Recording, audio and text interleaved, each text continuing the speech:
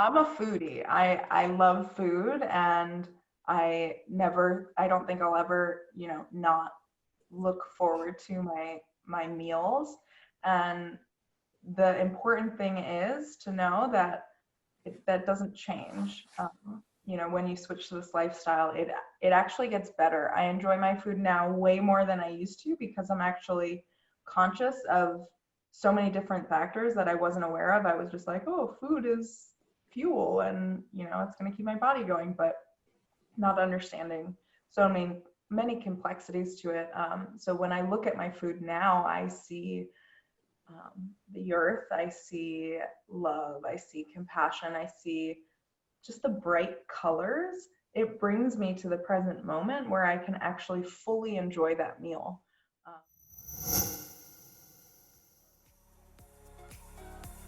On the Healthy Human Revolution podcast, Dr. Laurie Marbas interviews nutrition and lifestyle medicine experts and extraordinary guests whose informative and inspiring stories will empower you with the knowledge to transform your life and health. Welcome to the Healthy Human Revolution podcast. I'm Dr. Laurie Marbas, and I'm so excited to invite one of my dearest buddies, Chloe Stein. How are you? I'm good, Laurie. Thank you for having me. Thank you for joining. My goodness, it's going to be so much fun talking to you. It's such a blast. So we want to know all about your story. You have quite a journey yourself. So can we talk about how it all kind of started? Yeah, absolutely. Well, would have to start in my childhood. As a kid, I had a lot of skin issues. So growing up, I had chronic bumps up and down my arms. I had white patches on my elbows. I had white patches on my face. And it made me really self-conscious, especially, I think it really started in middle school.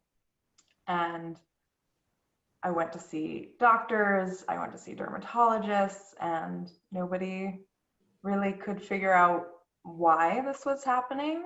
And I don't think they were interested in knowing why, but they gave me steroid creams and who knows what else I was putting on my skin, but I would put it on religiously for years, through high school and all growing up. I remember in 8th grade, I was going to the 8th grade dance, and I was like, I had this dress that I wanted to wear, and I was like, I told my mom, I was like, I can't wear it because I had bumps on my arms. So we went to the dermatologist, and they told me to take a loofah and in the shower, scrub it as hard as I could till it was red to manage the bumps. So I did. And, never once did anyone say, what are you eating? Or, maybe we should address the cause of what's happening so that you don't have to scrub your skin until it's red and raw. So that was always there in the background. And then as I went to college, even through middle school, I was conscious of my weight. I wasn't, huge, but I was always aware of my body. And then in high school, that intensified, and I, was definitely bigger than some of my peers and was very aware of it. And then in college, I ended up gaining a bunch of weight. Shocker, college food and drinking. So that kind of all created this image of myself. And then in 2013, I met my husband, and he was awesome.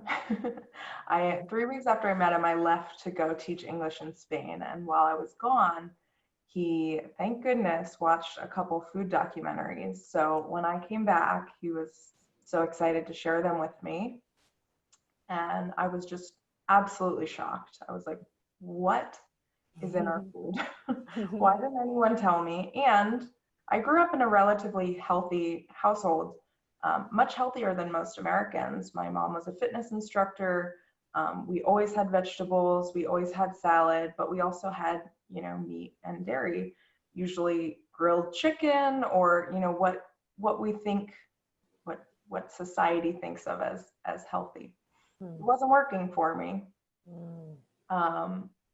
And I remember even in high school, like my dad said, like I had the greatest willpower because I wouldn't eat the chips on the table if we went out to a Mexican restaurant. I was like really conscious, but I still was, not putting the right food in my body, so it wasn't working. So when my husband, his name's Deepak, he showed me Food Inc. and Hungry for a Change. And those are, very broad, general food documentaries. They're not plant-based, but it started me on this journey of research and really exploring what is in our food. Growing up, I also was really passionate about being in the kitchen with my mom. That was like our special bonding time. And I'm one of 4 kids, so for some reason, none of my siblings had the same desire to be in the kitchen. So that really was something that I loved. And in 8th grade, I wanted to be a pastry chef. So we had this one career day that I remember, and we were in the computer lab and we were researching these careers.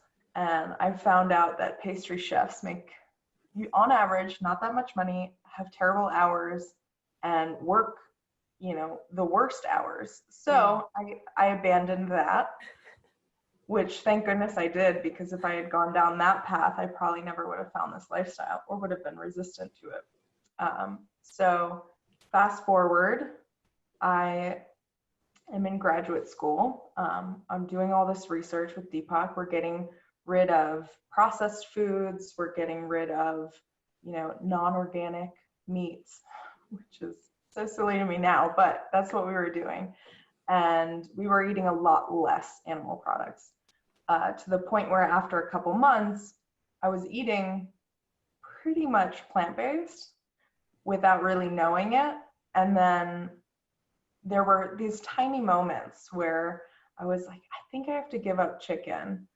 And I had read an article that like there was arsenic in a lot of chicken because they're fed arsenic containing drugs and all this stuff. So it was just slowly kind of compiling all of this reason to make a switch. And then it was 2014. We were driving to Ohio with my family for Thanksgiving, and my mom's from Ohio. So it was a 7-hour drive. For some reason, she bought me Eat to Live by Dr. Furman because I grew up with his daughter. And not for some reason, she was like, you're into healthy eating, but she had no idea what she had just done. So I actually read pretty much the entire book on the ride home. And that day, it was the day after Thanksgiving, I was like, I'm plant-based. I'm done. I didn't feel good after Thanksgiving, even though I still ate healthy. And that was the day that I made the decision. And then since then, it's been, quite the journey, and it's been the most rewarding thing that I've ever done. Absolutely. What an incredible story. So now you went on to lose a significant amount of weight. Mm-hmm. How much? Yeah. So I lost about 60 pounds, and I dropped my cholesterol 100 points, which I was in my early 20s at the time, so it should not have been that high. So thank goodness that I found this lifestyle, because I was on a very different trajectory than I'm on right now, and it's just changed my entire life. Amazing. So now you did find yourself a way back into the kitchen and helping others. So tell us where that's all grown to. Definitely. Well, so before I forget, my skin issues just completely went away. They just resolved themselves. Oh, imagine that. Once I was, okay, this is also crazy. I was lactose intolerant as a child. Like, I was born lactose intolerant. I would projectile vomit if my parents gave me dairy. And the doctors were like, no, you should have dairy, so let's give her Lactaid pills. And then I grew out of it, apparently. But I was still allergic. I was just expressing it through my skin in a different way than vomiting. Amazing. So yeah, it was wild to make that connection, to be like, well, all of that was because of what I was eating. And that helps to fuel me to know that there's so much unnecessary suffering that is can be just completely shifted and changed by simple changes. And that's why I'm so passionate about being in the kitchen. And I fell in love with food and making food with my hands, and that just changed again what I was doing in life.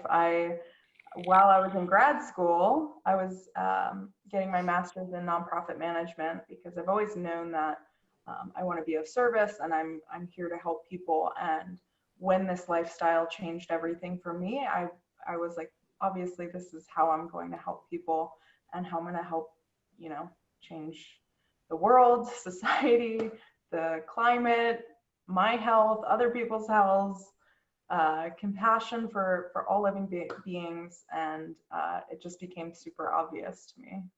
Absolutely. And you do such a fun, okay, you guys, I've had her food and it's really, really delicious. Like, it's to the point that my husband, like, you would talk months literally from, you remember that thing Chloe made? I was like, yes, I know what Chloe made. Cracks me up. I was like, we need to just, bring her in once a month. But, so tell us a little bit about what you're doing currently, because you're working with Shrimu, and can you tell us what that is? Absolutely. So Shrimu is a dairy-free cheese company. It was launched by Julie Pyatt, and I've been there since day one. We launched in November, and it is absolutely insane. It is the best dairy-free cheese that I've ever had, and that's what absolutely everybody says when they eat it. It is creamy and made of either cashews or almonds.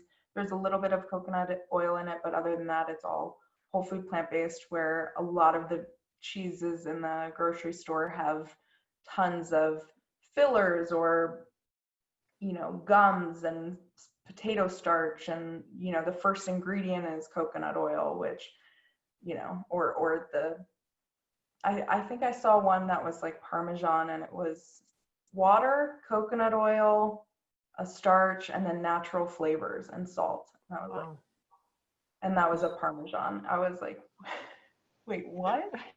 So Shrimu has been just absolutely incredible. It's a highly conscious company. We meditate before we do anything, before we touch the cheese. There's a 13 breath meditation that all the employees do. It's really incredible.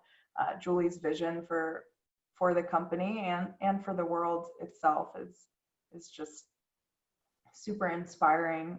We have nature sounds playing throughout the day to connect us to the reason why that we're here, and we are making this food for people to enjoy. It's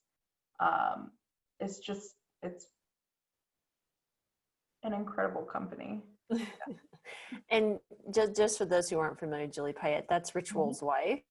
Correct. Which is, yes, absolutely. A 3-time best-selling author of 3 plant-based cookbooks: the Plant Power Way, the Plant Power Way Italia, and This Cheese is Nuts as well. Yeah, absolutely. And they're beautiful books. Oh my goodness. The pictures are astounding and mouth-watering. So yeah, we ordered when you guys first launched. It's very rich, and you feel like you're cheating. You're like, I can't eat a lot of this. For some reason, I feel like I'm not eating plant-based, but no, it's all delicious, and it's it was an honor to be a part, one of the first orders you guys sent out. What a fun thing. So now, but you also have your own way of sharing in Chloe's Clean Cuisine. So can you tell us a little bit about like what inspired you to do that? Excuse me, and what you'd like to see where that to grow, and what you've just recently done with community. Yes. So it started in 2015. I after a year of posting pictures of just what I was eating, because I wanted to share with friends and family that this food can taste really good, and you don't have to sacrifice anything to live healthy, to become the best version of yourself, to support the planet. And it was really kind of just my personal Instagram feed, and I was getting so many people being like, where can I buy this? Where are you selling this?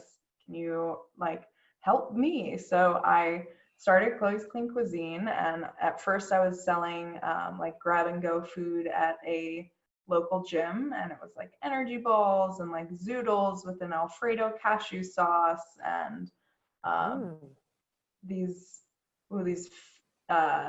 chia fig bites. They almost taste like a fig Newton, but better. What? Okay, there's gonna be some recipes coming my way.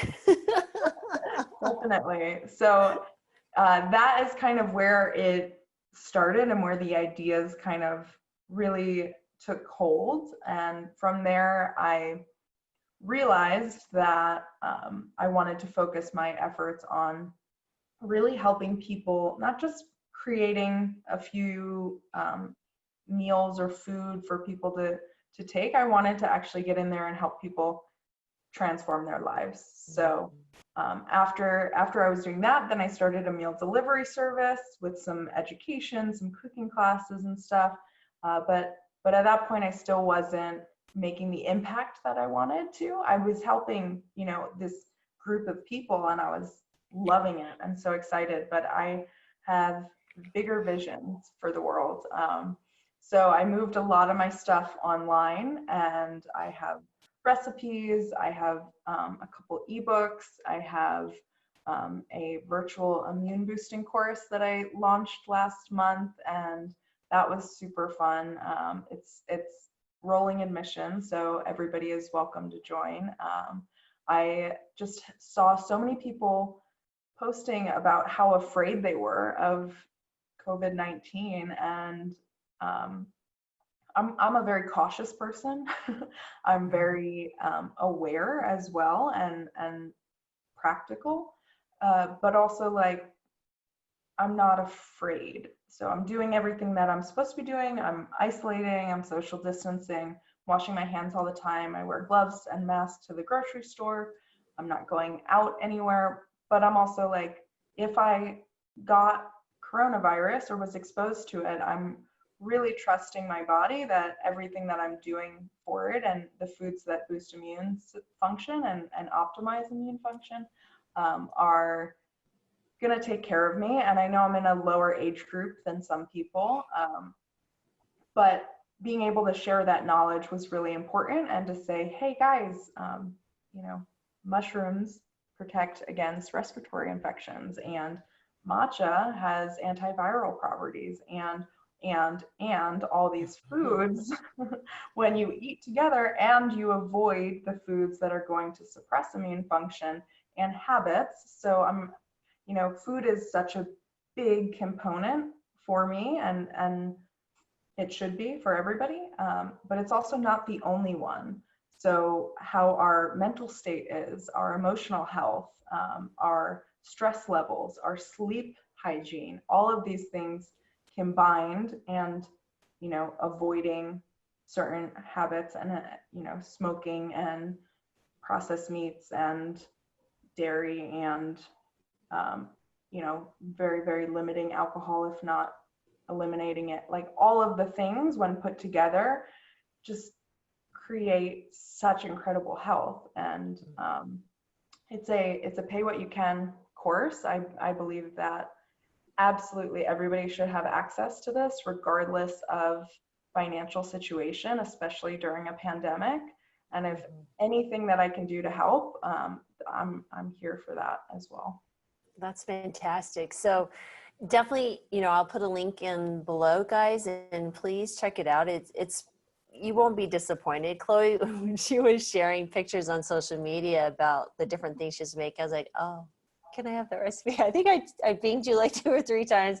You were so sweet and sent me those things. And I'm just it amazes to me that when the pandemic first started and we're walking through the grocery store, things that were sold out, and I'm looking at people's grocery cart, it's chips and sodas and meat and box processed foods, mac and cheese, that type of thing.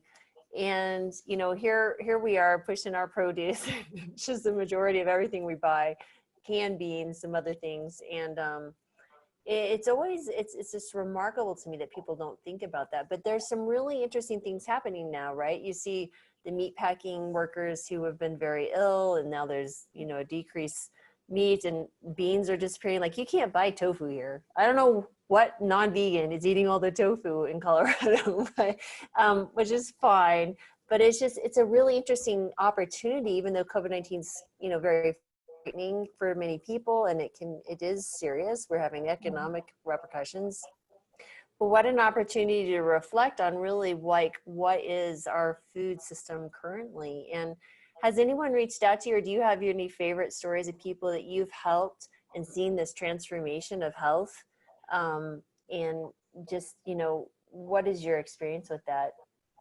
Yeah, I've helped coach, a bunch of people, and it's always incredible to me that the things that stand out to them most are things that we don't think about on a regular basis, or think about as what would happen during a health transformation. So somebody that I'm working with currently, she's losing weight, she's feeling better, but she's like, I'm thinking clearer, I'm happier, and I'm like, yes, serotonin's good, and all the things, but and she said she has, like, she got a cut on her ankle, and usually it would be open for a long period of time, and it healed so quickly, and she was amazed.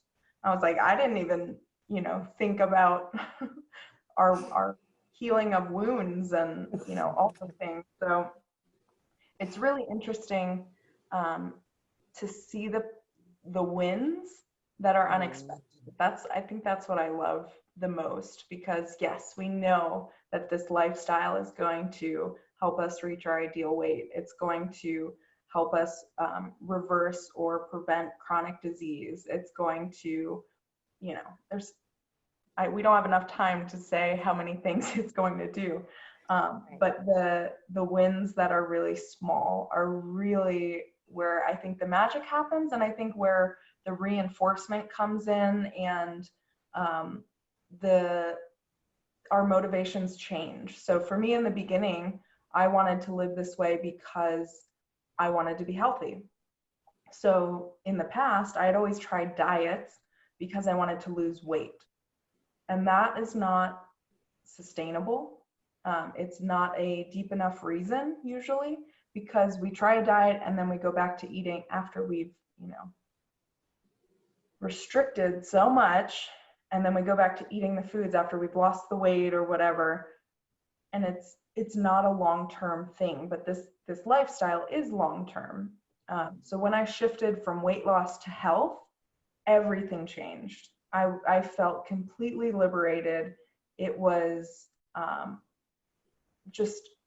it just changed everything, because I wasn't feeling deprived. I was focusing on the abundance that we have in this lifestyle. I wasn't feel like I can't have that and white knuckling through a situation where I really wanted to eat something, because I knew all the reasons why I didn't want to eat something. It changes from I can't have to I can have that, but I really don't want to eat that. And you can see where the tension of the one side versus just the freedom of that shift in mentality. Mm-hmm. And I think what was really crucial for me was realizing that it's not about being perfect in this lifestyle. It's not about doing everything right. It's not about knowing every step of the way. It's about creating and developing the tools that are going to create our ideal life for the rest of our life. It's about connecting to ourselves and to other people and to other beings and to our planet. So I think connection was really big for me, and also coming from a place of love that I don't think a lot of people think about. But when we really love ourselves, we're going to honor our bodies and put the right foods in it. And we're going to love the foods that we're putting in it because we know what it does for us. And when we love ourselves, we're going to love other people, and we're going to love people around the world that we haven't even met yet. So we're going to choose foods that are not taking these resources and completely wasting them and causing starvation for children around the world when we're growing enough food for 15 million people, but we only have, or 15 billion people, 12 to 15 billion. That's how much food we're growing. And we could feed that many people, but we're feeding that food to animals who burn calories and waste it. And we can't even feed 7 billion. So it's a matter of human justice. It's a matter of social justice. It's a matter of the workers at the slaughterhouses have such a high rate of suicide and are often illegal immigrants, so they don't have any protections. It's a horrible situation. So when we're coming from a place of love, we're going to naturally choose the foods that are going to support other beings as well. And of course, the animals. I've been a huge animal lover my entire life, but I didn't know, or I didn't want to know what was happening. When I was young, my mom won fur gloves at a charity auction, and I cried so hard that I made her give them back. So this is like innate in me, but society tells us that eating meat is normal and necessary when it's absolutely not necessary, and it shouldn't be normal. It's so strange. And at one point, I don't like to admit this, but it's true. At one point, my entire family was vegetarian or vegan. My dad's been vegetarian almost my entire life. And I wasn't, because I was like, I like meat. And I was younger at the time, but it's amazing to me, the mentality that shrouds this societal norm that is so messed up. So I think, when we really shift and really understand the systems that are in place, and we come from a place of love and connection, it becomes the right choice, the easy choice, the only choice for me. No, I think that was beautifully said. So, I'm writing down words that you mentioned: love, abundance, connection. It's like you're shifting your consciousness. It's like your eyes are being opened, kind of like the blinders been taking off. And I think that's what's so different about practicing medicine this way as well. That's such a joy, is coming to a patient, not in the sense of, oh, I'm going to give you a medicine to fix, the symptoms of a problem, but I'm actually coming to you in a love opportunity because I want to bring abundance to your life. And writing a prescription doesn't bring abundance to anybody's life. It brings it's another weight. It's another, not that we're not saying that you don't need medications on occasion, right. But you're bringing a different view of that experience of what we call life, right? It's not what to be expected. So I think you're really right. Your paradigm shifts, and you can't unlearn what you learn.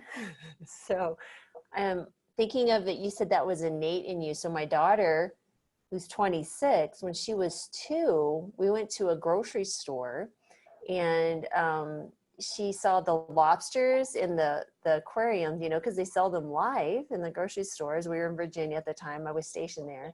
Oh, no. My husband, we were not in Virginia. Where were we? We were in Ohio. And I remember it was a larger grocery store.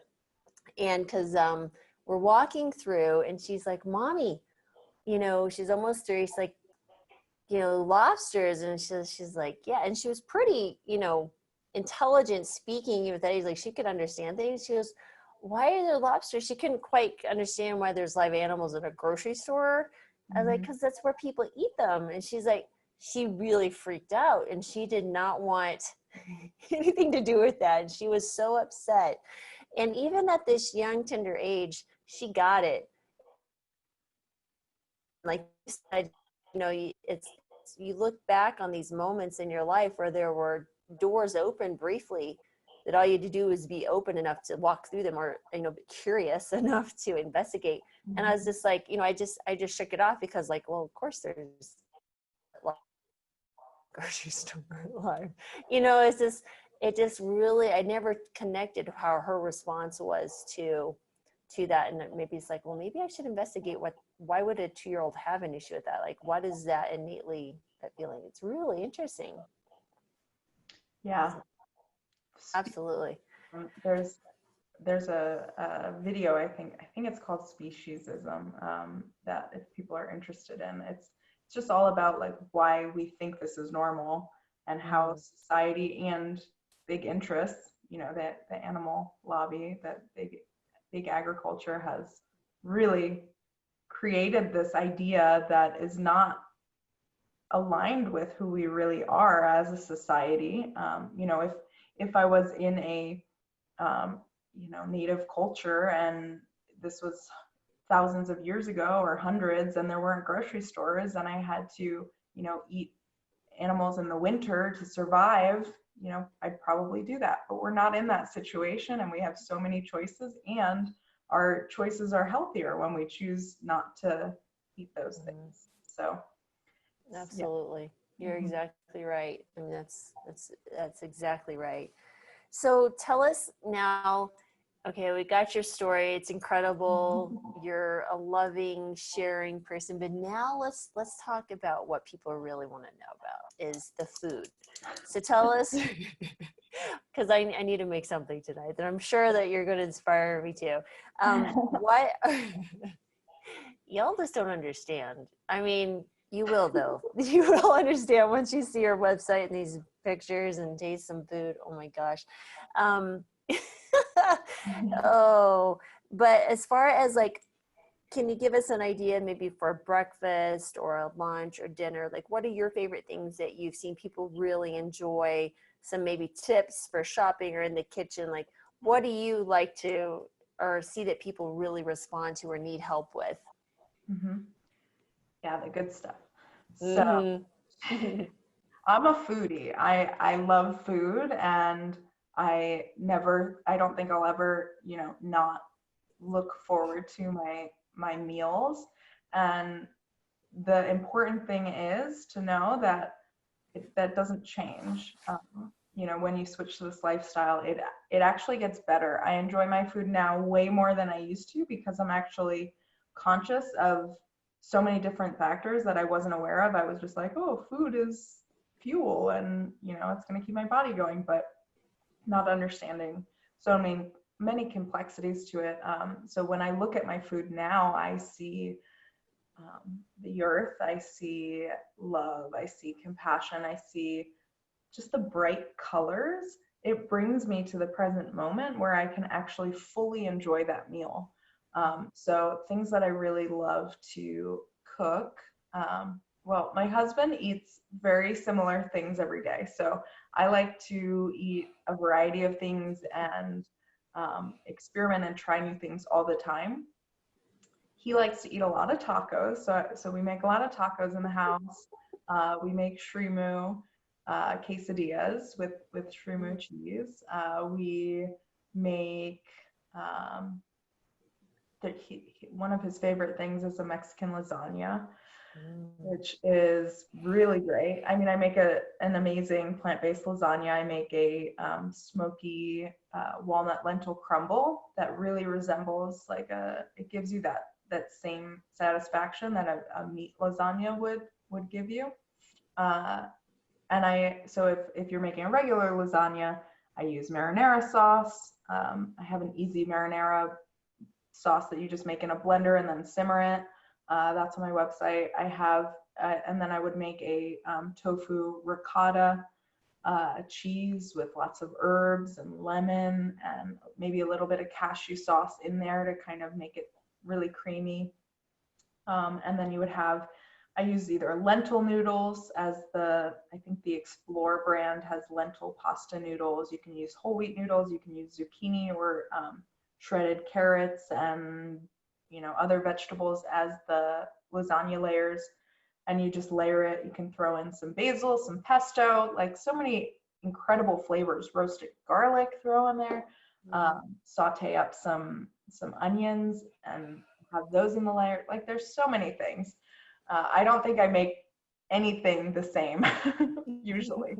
I like to just kind of first of all, throw in what we have so we don't waste things, but also experiment and find new and elevated ways to make old favorites. So, but that's a regular lasagna. If I'm making a Mexican lasagna, instead of the marinara sauce, switch it out for salsa. Instead of the noodles, switch it out for corn tortillas. Instead of the ricotta, make a nacho cashew sauce. Instead of the basil, throw in cilantro. And instead of you can use the smoky walnut crumble, or you can throw in beans and corn and sauteed vegetables and everything, and you layer it, and it's so incredibly satisfying and tasty. And I've served it to people who don't even know what this lifestyle is without telling them, and they just demolish it. They eat it all.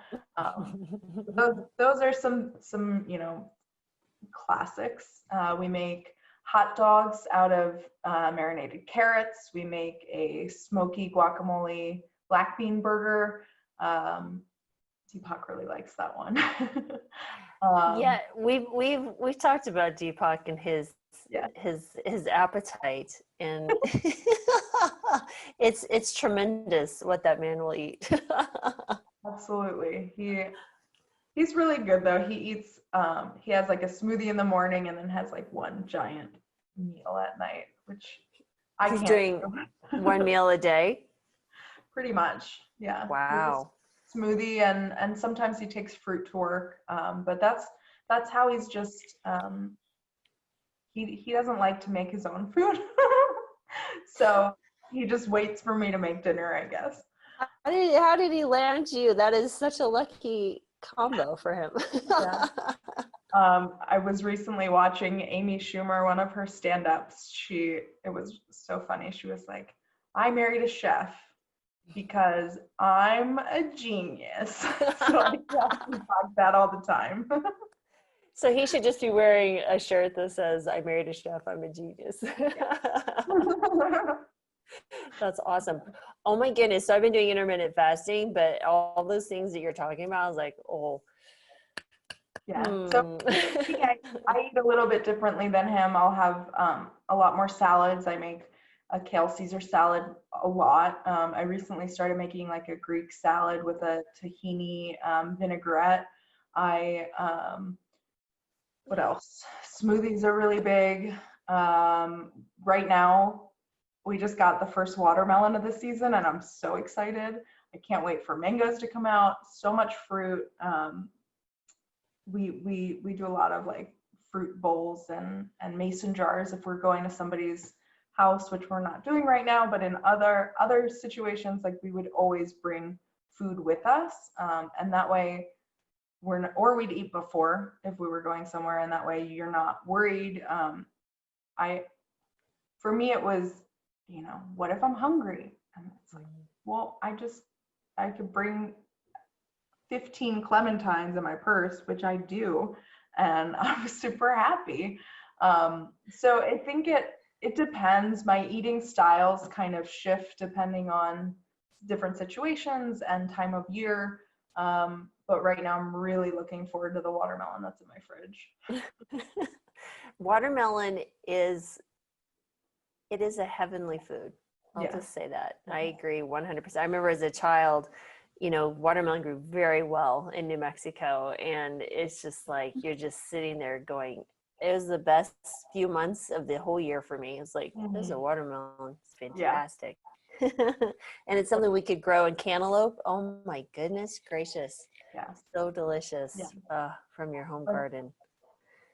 And then watermelon season just goes right into pomegranate season. So I'm really happy.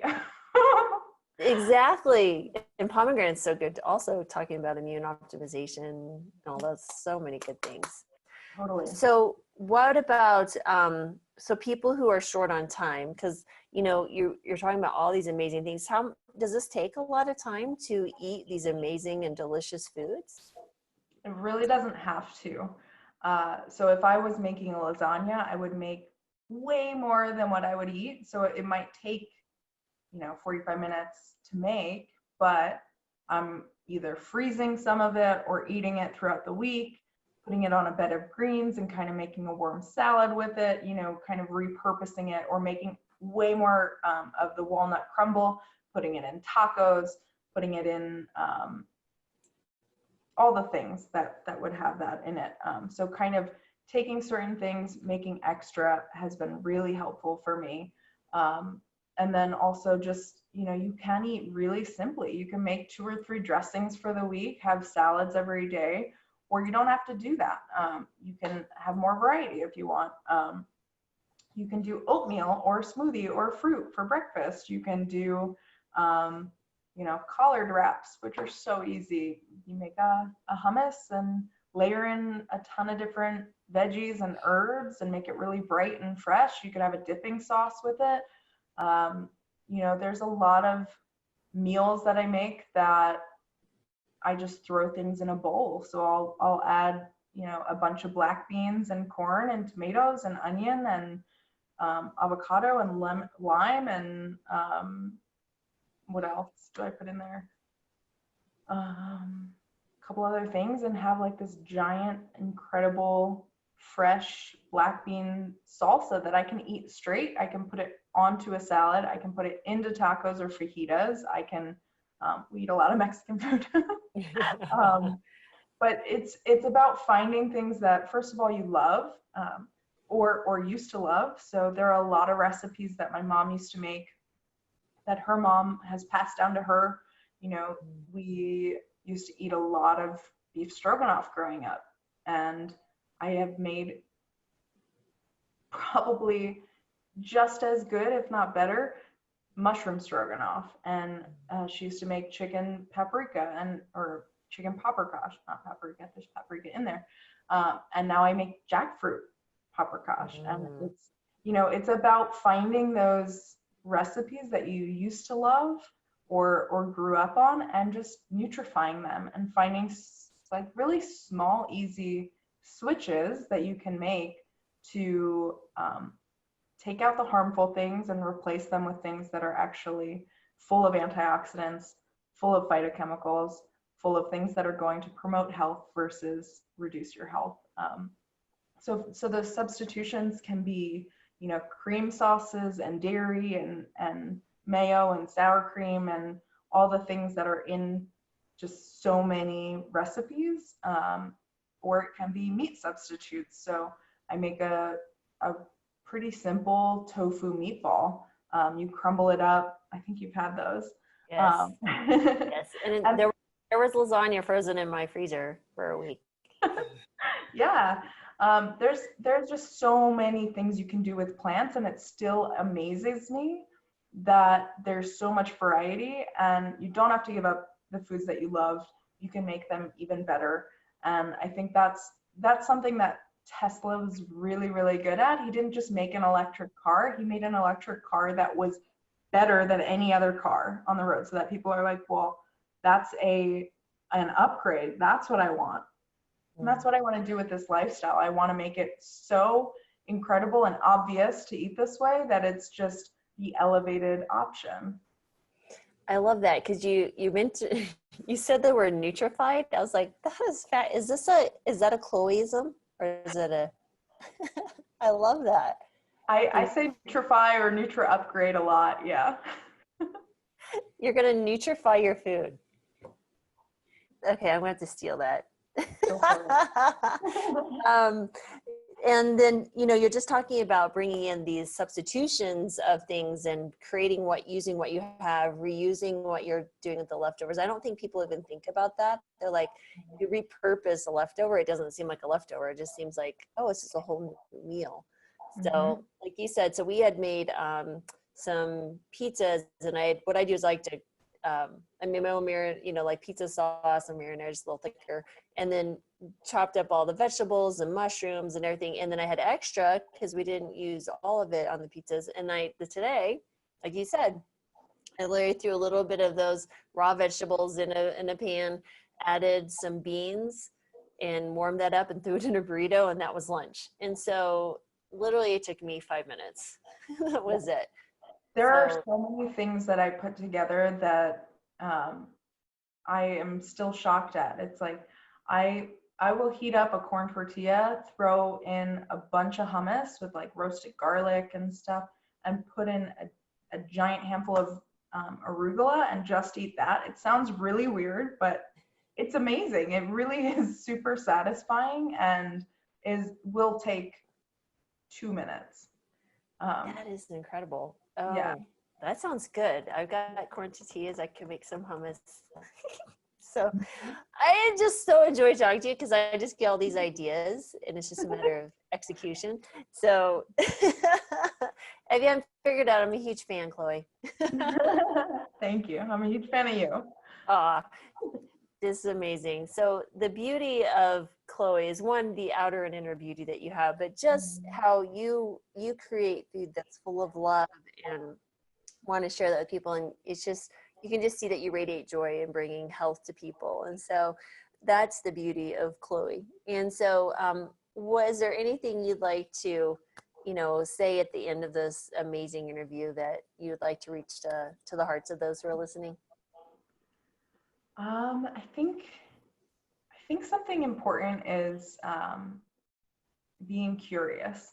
So trying to approach situations without judgment. So if you replace judgment with curiosity and take out like the self-judgment and the cognitive dissonance that is present in a lot of situations, and you just become curious with life, I think everything will change. And also just being prepared. So we talked about bringing food with you if you're going somewhere, but also just before you're hungry, make something that you can eat later. And that's going to be huge because I don't want to get too into the pleasure trap, and I'm sure you've talked about it before, but the pleasure trap has the motivational triad, which is avoiding pain, seeking pleasure, and conserving energy. The conserving energy part is one of the biggest reasons that we choose foods that we know aren't healthy. It's because when we're in that hungry state, we don't want to exert energy. That just biologically, that's how we've evolved. And we'll choose foods that are the richest source of calories just because biologically our bodies are like, we don't want to die, so let's get as many calories as we can. So if you have things prepared in your fridge for you, by you, made with love and presence and intention, it will change the entire game. So I think just really exploring who you are, what you want out of life, and aligning with those values and goals. And it's not about being perfect. It's about creating that life that you desire along the way. And there's just, oh my gosh, there's so many things I could say, but if people are interested in this lifestyle and are worried about the food specifically, know that there are better foods than what you're eating now. And it might take a little bit of time to adjust your taste buds and change your cravings, because scientists say that the gut is called the second brain, and it can actually send signals to your brain to crave the food that feeds those bacteria. So oftentimes the cravings we get aren't even our own cravings, it's the bacteria that we have in our gut. And when we balance them out, those cravings can go away. So know that there's an entirely new lifestyle out there for you that's filled with just more joy, more life, more colors in your food and in the world than we realize.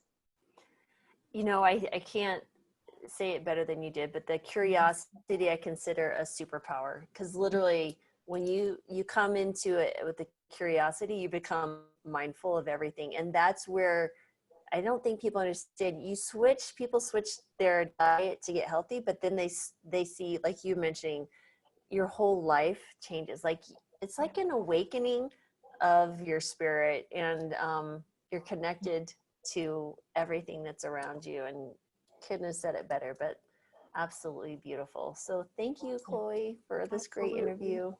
Thank you so much. I'm so happy to be here and to talk to you. And if anybody, needs any food advice or just anything at all, definitely let me know. Absolutely. And I'm going to put all your links, and hoping we'll be working together even more soon. Absolutely. I All right. hope you have a wonderful day filled with unexpected beauty. Oh my goodness, you're so adorable. All right. Thanks, everyone. All right, bye.